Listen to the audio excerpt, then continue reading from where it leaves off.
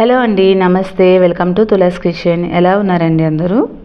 అన్నం, దోశ, ఇడ్లీ దేంట్లోకైనా చాలా కమ్మగా టేస్టీగా ఉండే బీరకాయ నువ్వుల పచ్చడిని ఎలా చేసుకోవాలో ఈ వీడియోలో చూద్దామండి. వేడివేడి అన్నంలోకి ఈ పచ్చడి కొంచెం నెయ్యి వేసి తినండి. టేస్ట్ అది ఎంత బాగుంటుందో.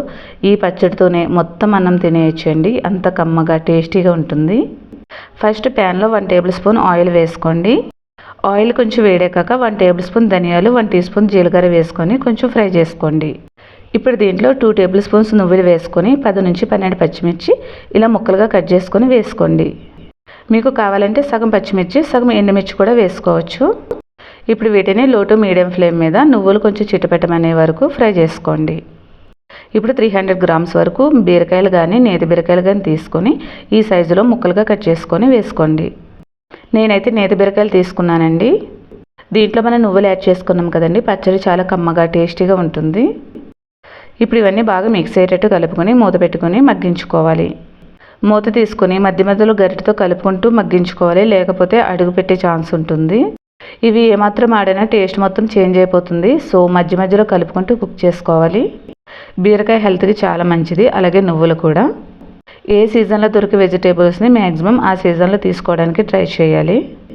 ఇప్పుడు దీంట్లో 1/2 టీ స్పూన్ పసుపు, నిమ్మకాయల సగం సైజ్ అంత చింతపండు, 4 వెల్లుల్లి రేకలు వేసుకొని కలుపుకోండి. దీంట్లో ఇలా పసుపు యాడ్ చేసుకుంటే పచ్చడి చూడడానికి చాలా కలర్ఫుల్గా బాగుంటుందండి. పచ్చడిలో ఇలా వెల్లుల్లి రేకలు వేసుకుంటే పచ్చడి టేస్ట్ అనేది చాలా బాగుంటుంది. ఇప్పుడు మూత పెట్టుకుని మరో 2 నిమిషాలు మగ్గించుకొని స్టవ్ ఆఫ్ చేసేసుకొని పక్కన పెట్టుకుని చల్లారనివ్వండి. ఇప్పుడు ఇవి చల్లారాక మిక్సీ జార్లో వేసుకొని టేస్ట్ తగ్గట్టు సాల్ట్ వేసుకోండి. ఇప్పుడు దీనిని మరీ మెత్తగా కాకుండా కొంచెం బరకగానే గ్రైండ్ చేసుకోండి. పచ్చడి ఎప్పుడు కూడా కొంచెం బరకగా ఉంటేనే తినేటప్పుడు బాగుంటుంది. ఇప్పుడు ప్యాన్లో 1 tablespoon oil, 1 teaspoon శనగపప్పు వేసుకొని కొంచెం వేగనివ్వండి. ఇప్పుడు 1 టీ స్పూన్ మినపప్పు, 1 టీ స్పూన్ ఆవాలు, 1 టీ స్పూన్ జీలకర్ర వేసుకొని ఫ్రై చేసుకోండి. ఇప్పుడు కొంచెం కరివేపాకు, ఎండుమిర్చి కూడా వేసుకొని ఫ్రై చేసుకోండి.